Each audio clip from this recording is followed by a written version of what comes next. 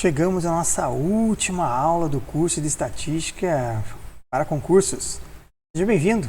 Obrigado por você estar comigo aqui até esse processo, né? Esse finalmente. Obrigado mesmo.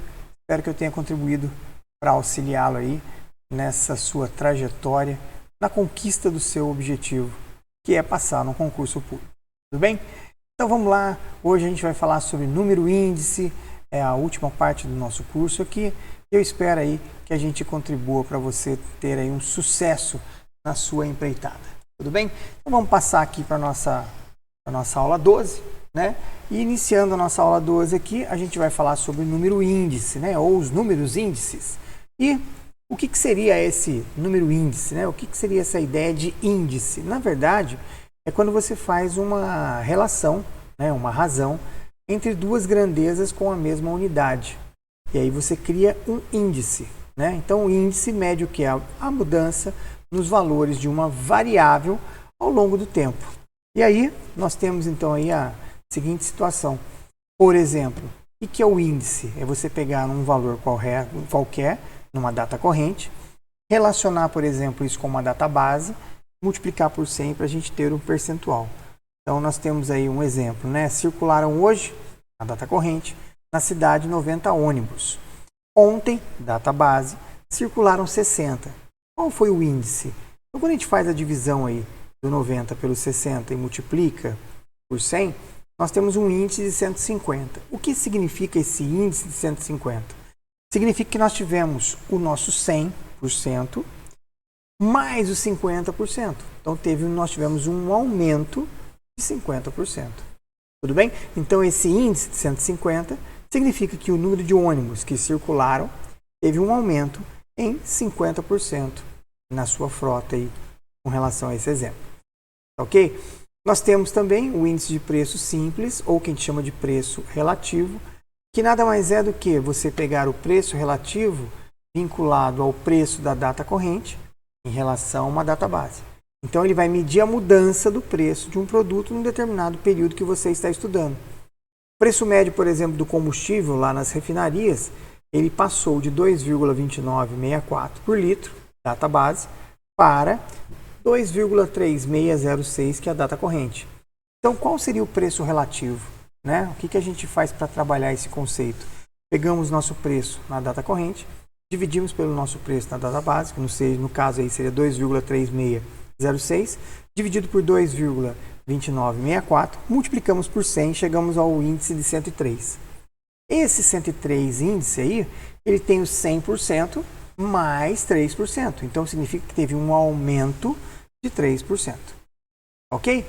Essa parte de índice é bem tranquila, né? Porque a gente está sempre trabalhando aí essa relação entre algum valor numa data corrente relacionando algum valor na data base, para que a gente possa ter aí uma ideia de aumento ou de desconto, né? Se teve um valor que acresceu ou não. Um outro índice interessante aí quando a gente trata do valor monetário. O que é esse valor monetário? Seria o preço da unidade multiplicado pela quantidade de unidades. Então, valor, eu pego o preço, multiplico pela quantidade, isso me dá qual valor monetário. Então, vamos pensar assim, ó, uma camiseta custa 50. Eu vou comprar 5. Qual o valor monetário? Então, bem simples, né? É multiplicar a quantidade que a gente está levando pelo preço que a gente está pagando unitário, e eu tenho um valor monetário. Valor relativo. Agora sim, com relação à ideia do valor relativo, vou trabalhar um índice. O que é esse valor relativo? É o valor que eu estou pagando na data corrente pelo valor da data base, sempre multiplicando por 100. Então, esse índice aí mostra a evolução do valor monetário no decorrer do tempo. Ok? Chegamos aqui à questão dos índices gerais, né? Então vamos pensar assim, índice geral. O que é um índice simples? Ele simplesmente vai mudar para nós, vai mostrar para nós, né, a mudança relativa de preço, quantidade ou valores monetários de um produto. Beleza. Índice geral. Ele vai fazer uma relação entre a evolução também ou do preço, ou da quantidade, ou do valor monetário, mas agora de um conjunto relacionado a um conjunto de produtos. Então, quais são alguns índices aí gerais de preço? Média aritmética dos preços relativos, índice simples dos preços que são agregados. Tudo isso gera para a gente aí uma relação de um índice que a gente pode colocar como índice geral e que serve como embasador aí para um trabalho, para cálculo de aumento de reajuste, por exemplo, de aluguéis e coisa e tal, tá? O que seria a média aritmética de preços relativos? Então, nós vamos ter aí um conjunto de produtos ou serviços. A nossa média é a coisa mais simples. É você somar todos os preços relativos, dividir pelo total de itens que você está somando. Média mesmo aritmética que a gente já conhece lá na matemática normal nossa. Então, vamos pegar um caso aqui que seria, ó, no ano passado, database, você comprava um refrigerante, um lanche e um café pelos preços de R$ 4, 12 e R$ 2,00 respectivamente. Ou seja, o refrigerante era 4, o lanche era 12 e o seu café por 2. Agora, na data corrente, hoje, você paga pelos mesmos itens na mesma ordem, 5, 15 e 4. O que eu quero é que você encontre a média aritmética dos preços relativos. Então, o que seria o nosso preço relativo, né? Como é que a gente encontra esse preço relativo? Nós vamos pegar aí, primeiro, um índice entre cada um deles, pegar 5 dividir por 4, nós vamos achar 125. Pegar o 15 dividir por 12, vamos encontrar 125. Pegar o 4 dividir por 2, vamos achar o 200. Vamos somar esses valores, esses índices, ou seja, esses preços relativos, e vamos dividir aí, no caso, por 3. Nós vamos encontrar, então, uma média, né, final aritmética dos produtos relativos de 150. O que isso quer dizer? Então, em relação à data base nossa, eu tive um aumento de 50%. Professor, por que é 50%? Porque nós temos o 100 inteiro, mais 50, então teve um aumento de 50%. Sempre que for 100, 200 e 300 e acima de 100 é um aumento. Abaixo de 100 nós estamos com desconto. Então, se chegou, por exemplo, o índice deu 98, significa que ele não chegou ao inteiro. Então, está faltando 2, teve um desconto de 2% ou uma deflação de 2%. Aqui seria uma inflação, um aumento de 50%. Legal? Quando a gente pensa aí em preços agregados, também a gente vai trabalhar a ideia de um conjunto de produtos e serviços, tá? Onde, como é que a gente faz para encontrar o índice simples de preços agregados? Nós somamos todos os preços na data corrente, somamos todos os preços na data base e vamos multiplicar isso por 100. Como é que a gente faz isso então? Nós temos lá aquela mesma situação anterior, que no ano passado a data base, você comprava aquele refrigerante, lanche e o café por 4, 12 e 2. Na data de hoje, na data corrente, esses valores passaram para 5, 15 e 4. Como é que a gente vai encontrar o índice agregado? Então, olha lá, nós vamos somar os preços na data corrente, 5, 15 e 4. Vamos somar os preços na data base, 4, 2 e 12. E, no resultado, nós vamos multiplicar por 100 dessa divisão. O que acontece? Veja bem, na média, a gente encontrou, nesse mesmo caso, 150, ou seja, teve um aumento de 150. Com relação ao índice dos preços agregados, o que nós temos? Um aumento de 33%. Por quê? Houve um aumento aí no valor relacionado a essa situação. Tudo bem? Custo de vida. O que seria esse tal do custo de vida, né? Então, nós temos que pensar aqui em 3 situações. Primeiro, padrão de vida, cesta de compras e custo de vida. O padrão de vida nada mais é do que você pegar a quantidade e a variedade de bens que uma pessoa pode comprar. Esse é um padrão de vida dele. Cesta de compra seria um conjunto de bens e serviços que você está comprando. Custo de vida seria o total de despesas que uma pessoa pode ter, né, para um determinado padrão de vida. Então vamos tentar entender o que seria esse custo de vida com relação ao padrão, à cesta e esse próprio custo, né? A gente tem aí uma situação onde como é que eu descubro o padrão de vida de uma pessoa? Né? Eu vou verificar a quantidade e a variedade de bens que ele está comprando. Como é que eu faço para descobrir a cesta de compras? Aí eu já vou trabalhar um conjunto de bens e um serviços que são adquiridos. Nesse caso, necessariamente não é para uma pessoa, pode ser por infinitas ou um grupo de pessoas, né? Finito aí. E o custo de vida nada mais é do que você pegar todas as despesas que essa pessoa pode ter para um determinado padrão de vida. Aí você tem o custo de vida calculado. Com relação aos índices, nós temos o índice custo de vida e temos o índice de preço. O que seria o índice desse custo de vida? Seria nada mais do que a variação percentual que o salário deve sofrer para que uma pessoa possa ter o mesmo padrão de vida que ela tinha anteriormente. Então, a pessoa consegue comprar uma cesta de produtos, ela consegue ter um padrão de vida e ela tem o custo de vida dela. Se o meu salário mantiver esse padrão de vida, manter esse custo de vida constante, eu tenho sempre um valor constante. Se esse custo de vida aumenta, eu preciso que o meu salário também aumente numa variação percentual e faça com que eu consiga manter esse padrão de vida. Então, isso gera para a gente aí o custo de vida. Isso é complicado. Ele é difícil para a gente fazer esse cálculo, porque ele envolve aí uma série de variáveis. Então, ele é complicado para o cálculo. Já o índice de preço, ele já é calculado por vários institutos de pesquisa, são uma aproximação muito boa para esse índice de custo de vida.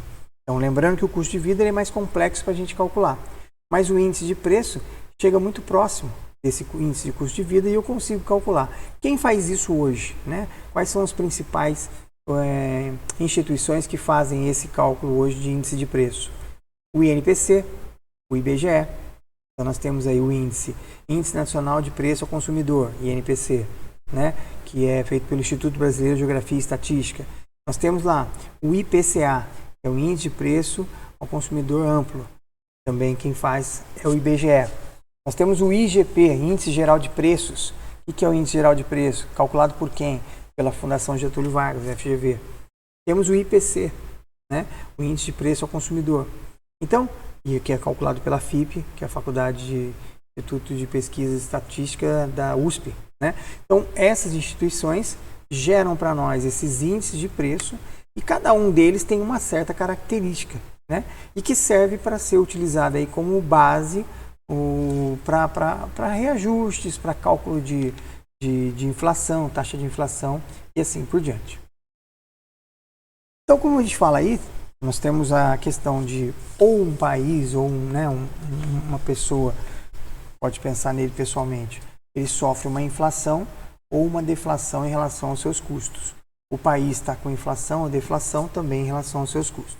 O que seria isso? Como é que a gente trabalha essa ideia de inflação e a deflação, né? Aumento ou decréscimo do nosso custo de vida, dos nossos índices. Então, nós temos alguns valores. Primeiro, valor real ou deflacionário. O que significa isso? O que é um valor real ou que é deflacionado? É o valor de um bem medido em unidades monetárias na data base. Quando a gente fala unidade monetária, é a unidade daquele país, né? Pode ser em real, pode ser numa outra unidade, como já aconteceu no nosso país aqui no passado, da URV, né? E assim por diante. Então, o que é o valor real ou deflacionado? Você pega o valor de um bem, mede ele em unidades monetárias na data base. O que é o valor nominal ou corrente? É aquele valor do bem medido em unidades monetárias, só que na data corrente. Então, o valor real lá na data base. O valor nominal hoje na data corrente. O que seria um deflator? O que seria o índice de preço? Então, deflator nada mais é do que um índice que é usado como medida para a gente achar a inflação ou a deflação. Tá? E aí, no caso agora, é da moeda. É o quanto o seu dinheiro está valendo ou perdendo valor. No caso, aí, de uma inflação ou deflação. Tá? Chegamos à questão da taxa de juros. Porque aí eu acho que toda vez que você trabalha com inflação e deflação, a parte mais interessante de pensar aqui é sempre na questão da taxa de juros, né? Como é que a gente trabalha esses juros? Então, nós temos aí algumas formas de olhar para essa taxa de juros. Primeiro, o que é a taxa de juros na sua definição? Nada mais é do que você remunerar o dinheiro em um determinado tempo. Tá? Então, os juros, né? Os juros que a gente recebe é o valor. A taxa de juros seria a taxa percentual de remuneração daquele dinheiro. Então, eu tenho R$10. Aí eu vou aplicar o dinheiro, vou usar esse dinheiro e vou ser remunerado, por exemplo, em 10%. Então, R$10 é o meu valor de capital. 10% de R$10, isso dá R$1. R$1 é os juros. 10% é a taxa de juros. Então é bom a gente entender bem isso, tá? E essa taxa de juros, ela pode ser usada com duas nominações. Ela pode ser uma taxa nominal e ela pode ser dada como uma taxa real. O que seria a taxa nominal? É aquela que não tem o ajuste para a inflação. Como é que a gente faz para calcular ela? A taxa nominal vai ser o valor futuro, tirando o valor presente, dividido pelo valor presente. Isso aqui nada mais é do que variação percentual, tá? Então seria você pegar o valor futuro, que é o quanto está custando ou vai custar, o valor presente, subtrai essas duas continhas, ou seja, o valor final menos o valor inicial, valor futuro presente, dividimos pelo valor inicial, que no caso é o valor presente, e aí multiplicamos por 100 para nos dar uma variação. Então isso aqui representa uma variação percentual. Isso é uma taxa nominal de juros. Não foi feito o ajuste da inflação. E que é a taxa real? Então nesse caso agora eu vou inserir a inflação. Eu tenho que fazer um desconto ou um acréscimo da inflação. Eu tenho que ingerir ali, inserir no nosso processo. Como é que calcula a taxa real de juros? 1 mais a taxa nominal dividido por 1 mais o deflator.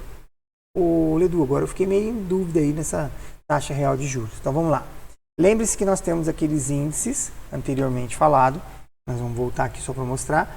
E são esses índices aqui, ó, NPC, IPCA, IGP, né? Todos esses são índices de preço. Tá. Aí o que acontece? Eles são os nossos deflatores. No cálculo da taxa real, você vai pegar 1, que é o inteiro, vai somar com a taxa nominal de juros que a gente calculou ali em cima, que é o valor final menos o valor inicial dividido pelo valor inicial vezes 100, ou valor futuro, valor presente, como queira, dividido por 1 mais o deflator, que no caso aqui, por exemplo, eu coloquei o deflator como IGP, o Índice Geral de Preços. Tá? Então esse deflator permite que eu tenha a taxa real, efetiva dos juros que a gente está pagando ou recebendo e assim por diante. Legal? E aí nós chegamos agora então aqui a parte dos nossos exercícios, né? E, bem, veja bem, uma questão aqui que fala assim, ó, um produto, ele sofre um aumento de 3% em janeiro e depois ele sofre mais um aumento de 7% em fevereiro. Qual é o valor do aumento acumulado? Então, o primeiro grande erro aqui é o aluno, né, o cara que vai fazer o concurso, aí, o concurseiro, chegar e somar isso aqui e falar que isso aqui é 10%. Então, se fizer isso, de cara já está errado. Por quê? Vamos pensar o seguinte.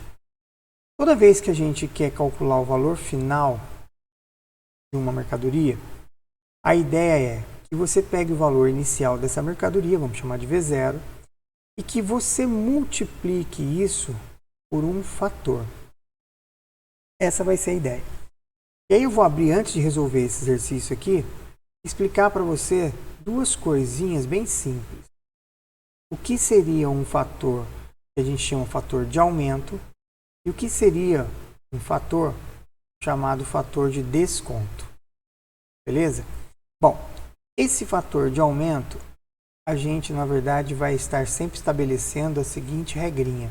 Eu vou pegar o valor de 1, que seria 1 inteiro, e vou somar a taxa. E quando a gente estiver falando de fator de desconto, eu faria, então, a multiplicação do meu valor, ou seja, do meu produto, por 1 menos a taxa. Vamos tentar entender o que isso representa para nós aqui, com relação aos nossos cálculos e como que isso ajuda bastante a gente chegar à conclusão final aí dos custos, tá? Uma mercadoria sofre um aumento de 3%. O que sofreu um aumento de 3%? Fator de aumento. Então, 3% de aumento, o nosso fator aqui você vai criar como? Você vai pegar 1 e vai somar a taxa de 3%. O que nós temos que tomar cuidado aqui? E 3% você escreve ou desse jeito, ou dessa forma. Ou na forma de fração, ou na forma decimal. Então, quando eu vou somar aqui a taxa, vai ficar 1 mais 0,3. Ou seja, o nosso fator de aumento aqui seria 1,03. O que representa isso? Se eu pegar esse 1,03 e multiplicar o meu valor inicial lá, eu vou achar o quanto a minha mercadoria vai valer no mês de janeiro. Como teve um outro aumento, 7%, vamos criar o nosso fator de 7%. Como é que seria o fator de aumento? 1 mais, lembrando que 7% seria 7 sobre 100, ou 0,07. Então, seria você pegar 1 e somar com 0,07. Isso me dá um valor de 1,07, que é o meu fator. Tá. Então, agora vamos entender como é que a gente resolve esse problema. Simples assim. Primeiro, independente do valor da mercadoria, então, nosso valor final está independente do valor da mercadoria, tá? Como é que vai ficar o nosso valor final? Nosso valor final seria 1V0 vezes a taxa. Só que a nossa taxa aqui seria 1,03. Quando a gente faz essa multiplicação, eu acho o valor final 1, que seria no final do mês de janeiro. Como eu vou aplicar em cima desse valor final 1 um novo acréscimo de 7%, então eu iria pegar esse valor final, que foi o resultado disso, e multiplicar isso aqui por 1,07. Veja bem, o meu valor final 2 seria o meu valor final 1 multiplicado por 1,07, ou seja, o meu aumento anterior vezes esse. Então, eu não preciso, na verdade, para achar o valor final 2, de estabelecer nenhuma conta. Muito difícil. Olha só, seria simplesmente, veja bem, quem é o valor final 1? É o próprio V0, que é o valor inicial, multiplicado por 1,03, e esse resultado eu vou estar multiplicando por 1,07. Então, observe que o valor inicial aqui ele independe para nós. Então, se eu fizer essa multiplicação de 1,03 por 1,07, valor final, concorda? Ou seja, o meu valor inicial, e aí eu vou estar multiplicando aqui esse 1,03, então vamos fazer na calculadora que é rápido, por 1,07. Observe que essa multiplicação aqui está dando para a gente 1,10.21. Edu, o que significa esse 1,1021? Isso aqui representa o nosso aumento. Qual foi o aumento acumulado? O aumento acumulado está escrito como 1,10. Você concorda comigo que 1,1021 eu poderia escrever desse jeito? Olha lá, 1 inteiro, que é o 100%, mais 0,1021. Então perceba que isso é o meu capital e isso aqui é a minha taxa. Só que a minha taxa ela está escrita na forma decimal. Então, para que a gente tenha a resposta em percentual, multiplicamos por 100. Ou seja, efetivamente, o valor do nosso aumento é de 10,21 e não os 10% da soma. Você pode falar assim, nossa, Ledu, mas é só 0,21%. Meu, 0,21% em R$1 é uma coisa. Em R$50 é outra. Em R$1 milhão é outra. Em R$1 trilhão, esse 0,21 faz uma diferença. Tudo bem? Então, lembrando, quando a gente vai fazer aumento sobre aumento, o que a gente faz? A gente multiplica os fatores. E quem são os fatores? Fator de aumento. Olha lá, 1 mais a taxa. E se tiver um aumento e um desconto? Nós multiplicamos por 1 mais a taxa, vezes 1 menos a taxa, fazemos as contas. Se o nosso resultado der 1, 2, 3, seja maior que 1, temos um aumento de quanto? Retira-se 1 dessa conta e o que sobra é a taxa. Então aqui deu 1,1021. Tiramos 1, então fica só o 1021. Se tivesse dado 2, então ficaria 1,1021, que daí teria um aumento de 110%. No caso aqui é só 10. Tudo bem? Legal? O nosso próximo exercício aqui, olha lá, observe que eu tenho um produto que vai entrar em oferta. E aí você vai dar uma baixa nele de 5% sobre o preço original, patrocinado pelo fabricante. Mas em função dos concorrentes, e esse supermercadista ele oferece um desconto adicional sobre o preço já rebaixado, 4%. Qual vai ser então o valor total que ele vai estar dando de baixa aí? Então vamos pensar assim, como é que nós vamos resolver o nosso problema? Primeiro, vamos pensar numa mercadoria X. Tá? Então isso aqui é a mercadoria lá no seu custo inicial. Então X seria o nosso custo inicial aí da mercadoria, que para nós independe no cálculo, mas vamos colocar X é o custo. Qual seria o valor final quando eu estou dando um desconto de 5%? Então agora vamos lá. Desconto. Vamos entender o nosso fator. Fator de desconto. Como é que calcula? 1 menos a taxa. Então, no nosso caso aqui, como nós estamos dando um desconto de 5%, quem será o nosso fator? 1 menos 5%. Lembrando que 5% podemos escrever na forma de fração ou podemos escrever na forma decimal. Tá? O que significa então o nosso fator aqui? Seria 0, lembrando que isso aqui é 1,00, isso aqui é 5 centavos, então eu tenho R$1, perdi 5 centavos, o nosso fator é 0,95. Observe que ele é abaixo de 1, porque ele é desconto, certo? Então a nossa mercadoria aqui ficaria assim, valor final seria X, que vai ser multiplicado por 0,95. Acontece que o nosso amigo aqui vai dar um novo desconto. Ele vai dar desconto sobre desconto, de 4%. Qual que é o fator quando a gente está pensando em 4%? O fator de desconto vai ser 1 menos 0,4. E aí, isso aqui vai dar 0,96. Então, o nosso fator de desconto aqui é pegar o valor anterior e multiplicar isso aqui por 0,96. Então, como é que fica a nossa mercadoria? Observe que o X é independente. O que nós temos que fazer aqui? Simplesmente multiplicar 0,95 por 0,96. Então, se a gente fizer essa conta, 0,95 multiplicado por 0,96, nós vamos ter aqui 0,912. Então, agora vamos prestar atenção. Esse 0,912 é a nossa taxa. Ah, então ele deu 91% de desconto? Não, cuidado. Para a gente descobrir agora qual é o valor da taxa total aqui, né? Qual o valor total da baixa, quanto que nós demos de desconto? Quando é acima de 1, a gente tira 1. Quando é abaixo de 1, a gente tira esse valor aqui de 1. Tudo bem? Então, nós vamos pegar agora esse valor aqui e subtrair de 1. Isso vai dar para nós aqui 0,088. E se nós multiplicarmos por 100, nós vamos ter que isso aqui dar, você está dando um desconto, né, no valor de 8,8%. Perceba que o desconto de 5 com o desconto de 4, parecia que eu estava dando um desconto de 9. Não, na verdade eu estou dando um desconto de 8,8.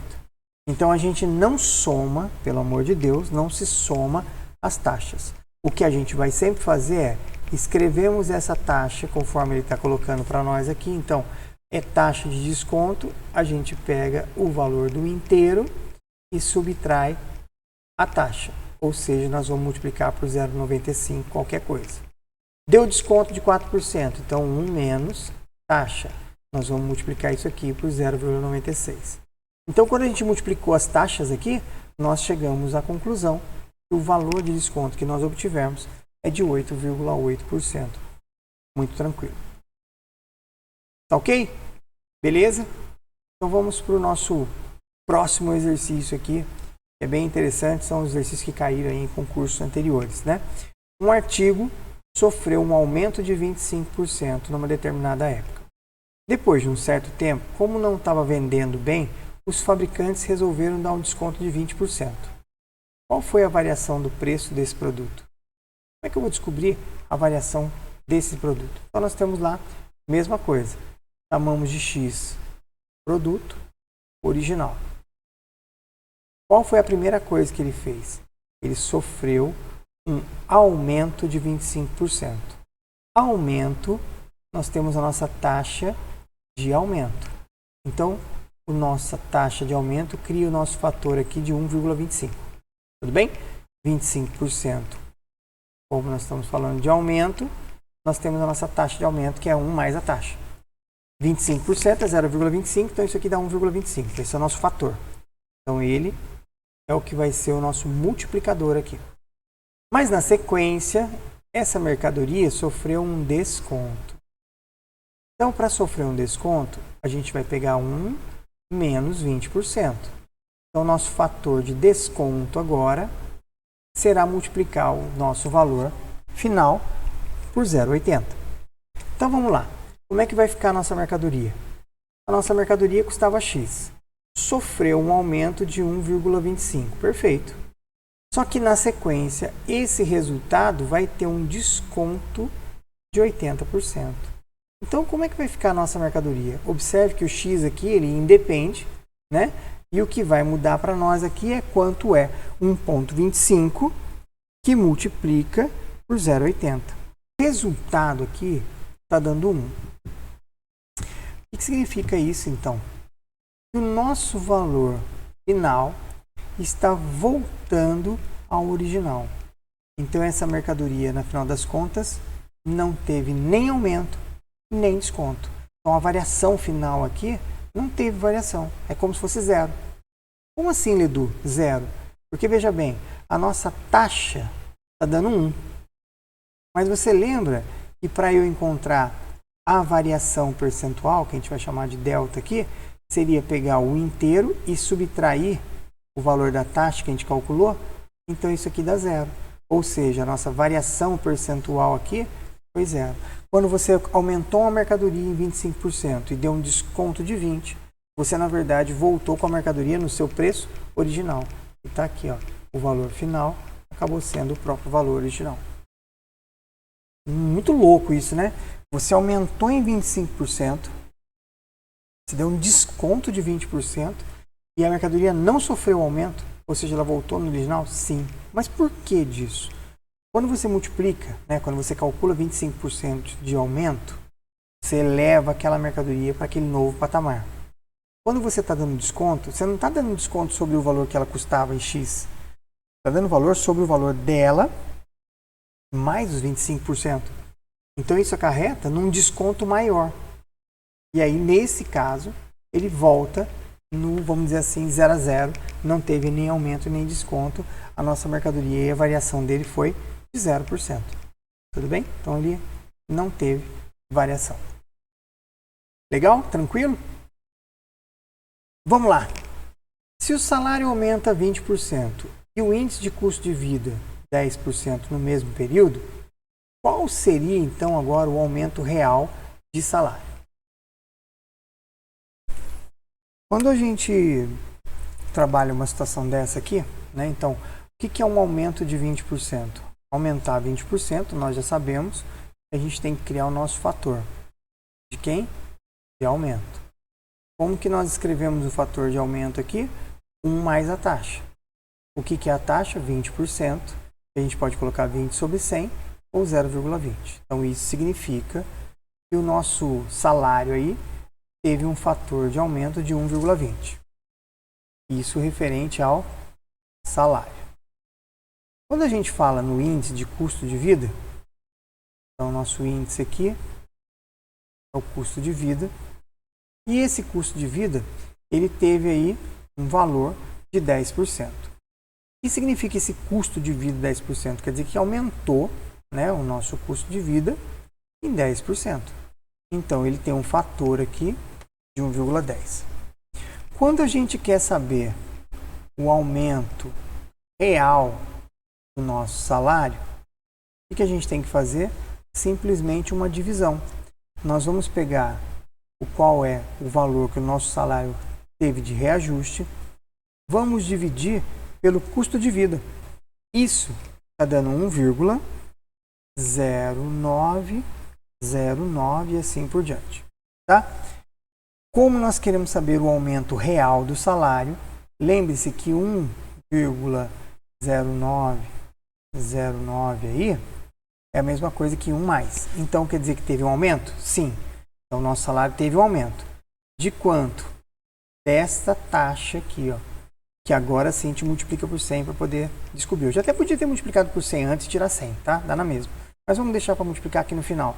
Então, eu pegaria o 0,9, desculpa aqui, vai ficar 0,0909, multiplicamos por 100, isso vai dar 9,09%. Perceba, o nosso salário foi reajustado em 20%. mas o custo de vida aumentou em 10%.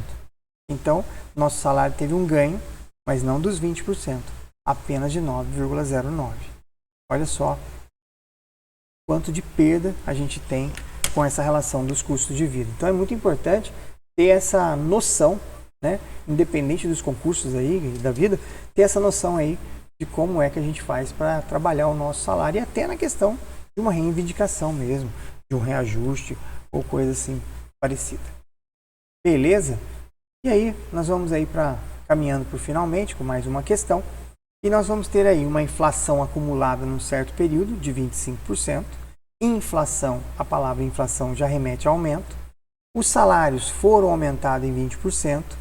E agora eu quero saber, preste atenção, qual é a perda real do poder aquisitivo nesse período. Então, o que eu quero descobrir ali é quanto que eu estou perdendo, qual que é o meu poder de compra dentro dessa inflação de 25%.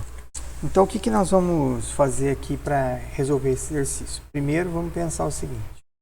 Com relação à inflação, ela teve um aumento de 25%. Então, nós vamos criar o nosso fator aqui, que é 1,25. Legal. Com relação ao nosso salário, ele teve também um aumento, e esse aumento foi de 20%, então nosso fator de aumento do salário foi 1,20. Como que a gente quer calcular? É a perda real do nosso poder aquisitivo? Então nós vamos fazer uma divisão de quem? Do nosso aumento salarial e o quanto que a inflação vai comer dele. Ou seja, quanto que ela vai... A gente pode multiplicar por 100 aqui ou por 100 depois, tanto faz. Então, quem é o nosso salário? Lembrando que aqui nós estamos falando nos fatores, tá? Então, o fator salário e o fator inflação.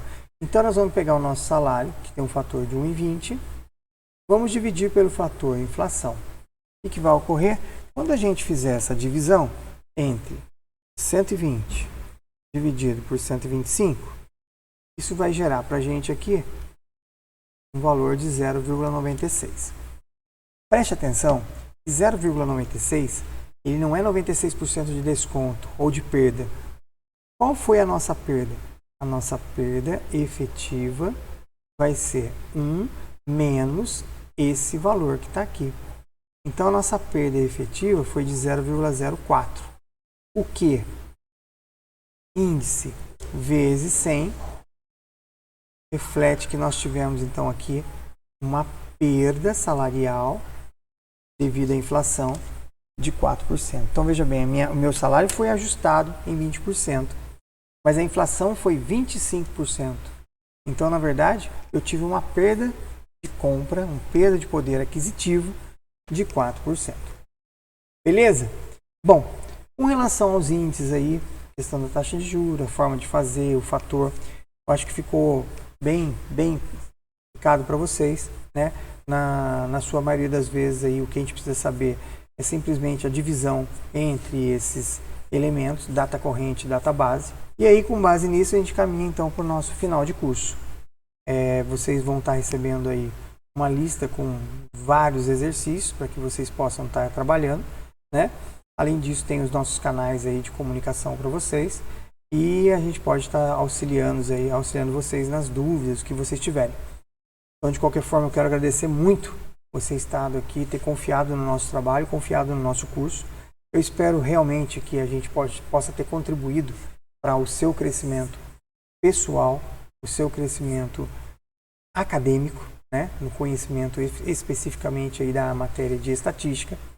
Isso possa vir a contribuir para o seu engajamento pessoal aí, e o seu objetivo seja alcançado, passar no concurso, e também possa ter contribuído no seu planejamento pessoal, para que você possa utilizar isso aí a favor de você mesmo, no seu trabalho, na sua vida, e é isso, tá bom? Muito obrigado.